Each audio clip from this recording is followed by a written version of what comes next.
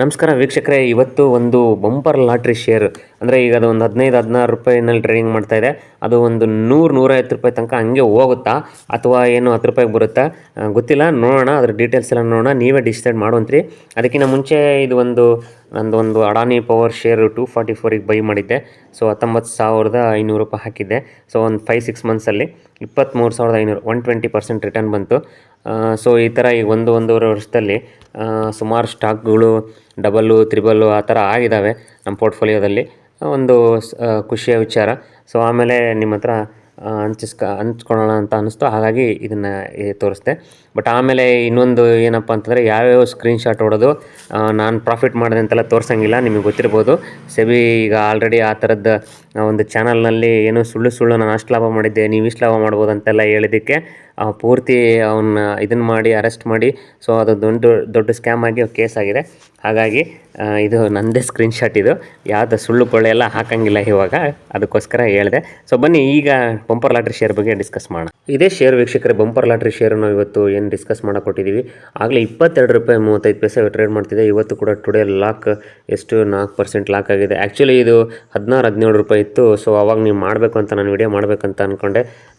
So 18 ರೂಪಾಯಿ ಇತ್ತು. ಇವಾಗ ಒಂದು 2-3 ಡೇಸ್ ನಾನು ಬೇರೆ ಬ್ಯುಸಿ ಆಗಿಬಿಟ್ಟೆ, ವಿಡಿಯೋ ಮಾಡೋಕ್ಕಾಗಲಿಲ್ಲ. ಹಾಗಾಗಿ ಇದು ಆಲ್ರೆಡಿ 22 ರೂಪಾಯಿ ಹೋಗ್ಬಿಟ್ಟಿದೆ ಈಗ.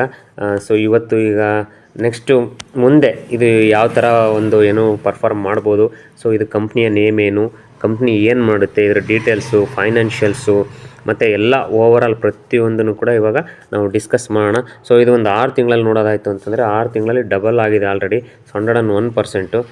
ಸೊ ಇದು ಮತ್ತು ಒಂದು 5 ಇಯರ್ಸಲ್ಲಿ ನೋಡೋದಾಯ್ತು ಅಂದರೆ 5 ಇಯರ್ಸಲ್ಲಿ 259% ರಿಟರ್ನ್ಸ್ ತೋರಿಸ್ತಾ ಇದೆ ಇದು.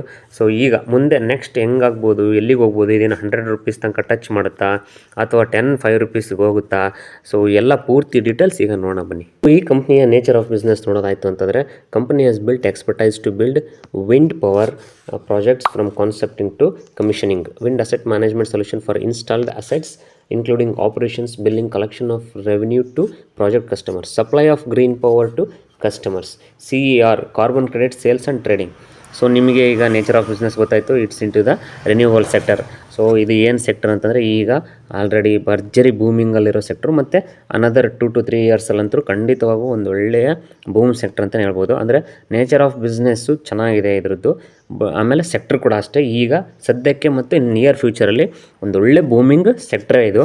ಸೊ ಆ ಇದರಲ್ಲಿ ಇದು ಪಾಸ್ ಆಗಿದೆ. ಸೊ ಅಂದರೆ ಇದು ಒಂದು ಆ ಇದರಲ್ಲಿ ನಾವು ಇದನ್ನು ಗಣನೆಗೆ ತಗೋಬೋದು. ಸೊ ನೆಕ್ಸ್ಟ್ ಅವರ ವಿಷನ್ ನೋಡ್ತಾ ಇದ್ದಾರೆ, to emerge as a leading and sustainable committee committed to promotion and generation of green power through renewable source of energy. ಅದೇ ಹೇಳಿದ್ನಲ್ಲ, ರಿನ್ಯೂವಬಲ್ ಎನರ್ಜಿ ಅಂತಂದ್ರೆ ಈಗ ನೋಡ್ತಾ ಇರ್ಬೋದು ನೀವು ಆಲ್ರೆಡಿ. ಸೊ ಅದರಲ್ಲಿ ಬಿಗ್ ರ್ಯಾಲಿಗೇ ಕಾಣಿಸ್ತಾ ಇದ್ದಾವೆ ಆಲ್ಮೋಸ್ಟ್ ಎಲ್ಲ ಸ್ಟಾಕ್ಗಳಲ್ಲಿ. ಸೊ ಇದೇ ಥರ ಒಂದು ರೀಸೆಂಟಾಗಿ ಒಂದು ಏನು 1000ದಿಂದ 1.8 ಲಕ್ಷ ಆಗಿದ್ದಂಥ ಒಂದು ಸ್ಟಾಕನ್ನು ಕವರ್ ಮಾಡಿದ್ವಿ. ಅದು ಅಷ್ಟೇ ದೊಡ್ಡ ಮಟ್ಟದ ರ್ಯಾಲಿನೇ ಕೊಟ್ಟಿದೆ. ಅದು 34 ಪೈಸಾದಿಂದ 130 ರೂಪಾಯಿ ತನಕ ಹೋಗಿದೆ ಅದು ಒಂದು 2-3 ಇಯರ್ಸಲ್ಲಿ. ಸೊ ಆ ಥರ ಇರೋದ್ರಿಂದ ಇದು ಸೆಕ್ಟರ್ ಚೆನ್ನಾಗಿದೆ. ಬಟ್ ಆ್ಯಕ್ಚುಲಿ ಈ ಕಂಪ್ನಿದು ನೇಚರ್ ಆಫ್ ಬಿಸ್ನೆಸ್ ಚೆನ್ನಾಗಿದೆ. ಬಟ್ ಇದರ ಪಾಸ್ಟ್ ಪರ್ಫಾರ್ಮೆನ್ಸ್ ಹೆಂಗಿದೆ, ಆರ್ಡರ್ಸ್ ಏನಿದ್ದಾವೆ, ಫೈನಾನ್ಸ್ ಹೆಂಗಿದೆ, ಅದು ಭಾಳ ಇಂಪಾರ್ಟೆಂಟ್ ಆಗುತ್ತೆ. ಯಾಕಂದರೆ ಕೆಲವೊಂದು ಟೈಮಲ್ಲಿ ಟ್ರೆಂಡಲ್ಲಿ ಓಡಿಬಿಡ್ತವೆ, ಬಟ್ ಕಂಪ್ನಿ ಸ್ಟ್ರಾಂಗ್ ಇಲ್ಲ, ಅವ್ರದ್ದು ಫೈನಾನ್ಷಿಯಲ್ ಸ್ಟ್ರಾಂಗ್ ಇಲ್ಲ, ಮ್ಯಾನೇಜ್ಮೆಂಟ್ ಸ್ಟ್ರಾಂಗ್ ಇಲ್ಲ ಅಂದರೆ ಬಿದ್ದರೆ ಮತ್ತು ಸೀದಾ ಹಿಂಗೆ ಬಿದ್ದುಬಿಡ್ತವೆ, ಮತ್ತು ಎದ್ದೇಳೋದೇ ಇಲ್ಲ. ಹಾಗಾಗಿ ಬರೀ ನಾವು ಸೆಕ್ಟರ್ ಇದನ್ನು ನೋಡೋ ಅಂಥದ್ದಲ್ಲ ನೇಚರ್ ಆಫ್ ಬಿಸ್ನೆಸ್ಸು, ಜೊತೆಗೆ ಆ ಕಂಪ್ನಿಯ ಪೂರ್ತಿಯಾದಂಥ ಡೀಟೇಲ್ಸನ್ನು, ಅಂದರೆ ಲೈಕ್ ಎಲ್ಲ ಫಂಡಮೆಂಟಲ್ಸು, ಎಷ್ಟು ಸ್ಟ್ರಾಂಗ್ ಇದೆ ಕಂಪ್ನಿ ಅಂತಕ್ಕಂಥದ್ದು ಭಾಳ ಇಂಪಾರ್ಟೆಂಟ್ ಆಗುತ್ತೆ. ಬನ್ನಿ ಈ ಕಂಪ್ನಿಯ ಫೈನಾನ್ಷಿಯಲ್ಸ್ ನೋಡೋಣ. ಇಲ್ಲಿ ಸೇಲ್ಸ್ ನೋಡೋದಾಯಿತು ಅಂದರೆ 2014 23 ಕೋಟಿ, 20 17 26 18 25 ಲಾಸ್ಟ್ ವರ್ಷ ಮಾತ್ರ ಒಂದು 34 ಕೋಟಿ ಮಾಡಿದ್ದಾರೆ. ಸೊ ಇದು ಅಂಥ ದೊಡ್ಡ ಮಟ್ಟದ 17 ಕೋಟಿ 20 ಕೋಟಿ ಇದೆ ಸೇಲ್ಸ್ ಅಷ್ಟೇ ಇವ್ರದ್ದು. ಇಯರ್ಲಿ ವೈಸ್ ನಾನು ಹೇಳ್ತಾ ಇರೋದು. ಅಲ್ಲಿಗೆ 25 ಕೋಟಿ ಅಂತಂದರೆ 5 ಕೋಟಿ 4 ಕೋಟಿ ಒಂದು ಕ್ವಾರ್ಟ್ರಿಗೆ ಇವ್ರದ್ದು ಸೇಲ್ಸ್ ಇದೆ. ಸೊ ಆಪ್ರೇಟಿಂಗ್ ಪ್ರಾಫಿಟ್ 13 ಈ ಥರ ಇದೆ. OPM ಚೆನ್ನಾಗಿದೆ. ಬಟ್ ನೀವು ನೋಡ್ತಾ ಹೋಯ್ತಂದರೆ ನೆಟ್ ಪ್ರಾಫಿಟ್ ನೋಡಿದ್ರೆ ಸೊ 1 ಕೋಟಿ ಆಗಿದೆ. ಆಮೇಲೆ ಲಾಸು 2 ಕೋಟಿ 12 ಕೋಟಿ ಎಲ್ಲೂ ಪ್ರಾಫಿಟೇ ಇಲ್ಲ. ಲಾಸ್ಟ್ ಇಯರ್ 19 ಕೋಟಿ ನೆಟ್ ಪ್ರಾಫಿಟ್, ನೆಟ್ ಲಾಸ್ 19 ಕೋಟಿ ಲಾಸ್ ತೋರಿಸ್ತಾ ಇದೆ. ಸೊ ಸೇಲ್ಸ್ ಸ್ವಲ್ಪ ಇದೆ, ಮತ್ತು ನೆಟ್ ಪ್ರಾಫಿಟ್ ನೋಡಿದ್ರೆ ಲಾಸಲ್ಲಿದೆ.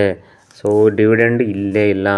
ಸೊ ಹಾಗಾಗಿ ಇದು ಅಂಥ ಸ್ಟ್ರಾಂಗ್ ಅಥವಾ ಕಂಪ್ನಿ ಆಗಲಿ ನೀವು ಫೈನಾನ್ಷಿಯಲಿ ನೋಡಿದ್ರೆ ನನಗಂತೂ ಇದು ಅಂಥ ಸ್ಟ್ರಾಂಗ್ ಫೈನಾನ್ಷಿಯಲ್ಸ್ ಕಾಣಿಸ್ತಾ ಇಲ್ಲ.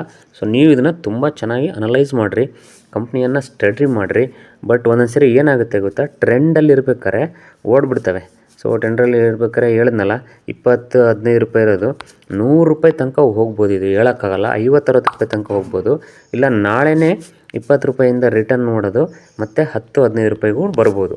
ಸೊ ಇದು ಯಾವುದೋ ಒಂದು ಇದಕ್ಕೆ ನಿಶ್ಚಿತತೆ ಇಲ್ಲ. ಯಾಕಂದರೆ ನೀವು ಫೈನಾನ್ಷಿಯಲ್ಸ್ ನೋಡಿದರೆ ಇದು ಅಂತ ಯಾವ ಇದು ಕಾಣಲ್ಲ. ಸೊ ಕೆಲವೊಂದು ಟೈಮಲ್ಲಿ ಹೇಳ್ತಿರ್ತಾರೆ ಶೇರ್ ಮಾರ್ಕೆಟಲ್ಲಿ ಹಿಂಗೆ ಮೇಲಾಗಿರ್ತವೆ, ಹಂಗೆ ಅಂತ ಬಿದ್ದುಬಿಡ್ತಾವಪ್ಪ ಅಂಥೇಳಿ ಹೊಸಬ್ರು ಹೇಳ್ತಾ ಇರೋದನ್ನು ಕೇಳಿರ್ತೀವಿ. ಈ ಥರದ ಕಂಪ್ನಿಗಳಲ್ಲಿ ಆ ಥರ ಆಗೋಂಥದ್ದು ಜಾಸ್ತಿ. ಎಕ್ಸಾಂಪಲ್ ಇದೇ ಹಿಂದಿನ ವರ್ಷ ನಾನು ಬೇಕಿದ್ರೆ ವಿಡಿಯೋ ಕೂಡ ಮಾಡಿದ್ದೆ ಲಾಸ್ಟ್ ಇಯರಲ್ಲಿ. ನೀವು ನೋಡಿರಿ, ಒಂದು PC ಜ್ಯುವೆಲರ್ಸ್ ಅಂತ ಒಂದು ಇದ್ರ ಮೇಲೆ ವಿಡಿಯೋ ಮಾಡಿದ್ದೆ. ಅದು ಹಿಂಗೆ 80-85 ತನಕ ಹೋಗಿತ್ತು. ಅದು ಹಿಂಗೆ ನಾನು ಹೇಳಿದ್ದೆ, ಈ ಟ್ರೆಂಡಲ್ಲಿ 1 ಕ್ವಾರ್ಟರ್ ಪ್ರಾಫಿಟ್ ತೋರಿಸಿದ್ರು ಅಷ್ಟೇ ಅವರು, ಹೋಗಿತ್ತದು.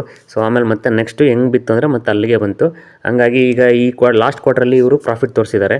ಸೊ ಮತ್ತು ಮುಂದೆ ನೆಕ್ಸ್ಟ್ ಏನಾದರೂ ಮತ್ತೆ ಲಾಸು ಅಥವಾ ನೆಕ್ಸ್ಟ್ ಇಯರಿಗೆ ಲಾಸ್ ಆಯಿತು ಅಂದರೆ ಏನು ಬೇಕಾದ್ರೂ ಆಗ್ಬೋದು.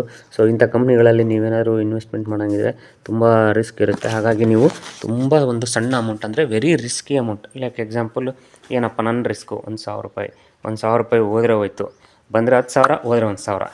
ಈಗ ನನ್ನ 10,000 ನನ್ನ ರಿಸ್ಕು, ₹10,000 ಹೋದರೆ ಹೋಯ್ತು, ಬಂದರೆ ₹1,00,000. ಆ ಥರ ಒಂದು ಮೆಂಟಾಲಿಟಿ ಇದ್ದರೆ, ಅಂದರೆ ಅಷ್ಟು ಧೈರ್ಯ ಇದ್ದರೆ, ಅಷ್ಟು ರಿಸ್ಕ್ ಇದ್ದರೆ ಮಾತ್ರ ಇಂಥ ಕಂಪ್ನಿಗಳಲ್ಲಿ ಹೋಗೋದು ಸೂಕ್ತ. ಇಲ್ಲ ಅಂದರೆ ಸುಮ್ಮನೆ ನೋಡೋದು ಚೆನ್ನಾಗಿ, ಅದು ₹50 ಹೋಯ್ತಾ, ₹100 ಹೋಯ್ತಾ ಅಂತೇಳಿ ವಾಚ್ ಲಿಸ್ಟಲ್ಲಿ ಇಸ್ಕೊಂಡು ನೋಡೋಂಥದ್ದೇ ಚೆನ್ನಾಗಿ. ಹಾಗಾಗಿ ನೀವು ಇದನ್ನು ಡಿಸೈಡ್ ಮಾಡಿರಿ, ಇದ್ರ ಬಗ್ಗೆ ಸ್ಟಡಿ ಮಾಡಿರಿ. ಇದು ಕಂಪ್ನಿಯ ನೇಮು ಇಂಡೋ ವಿಂಡ್ ಎನರ್ಜಿ ಅಂತೇಳಿ, ಇಂಡೋ ವಿಂಡ್ ಎನರ್ಜಿ ಕಂಪ್ನಿಯ ನೇಮು. ಸೊ ಇಲ್ಲಿಗೆ ಈ ವಿಡಿಯೋ ಮುಗಿಸೋಣ, ಮತ್ತೆ ಮುಂದಿನ ವಿಡಿಯೋ ಸಿಗ್ತೀನಿ. ಅಲ್ಲಿವರೆಗೂ ಗುಡ್ ಬೈ, ಟೇಕ್ ಕೇರ್.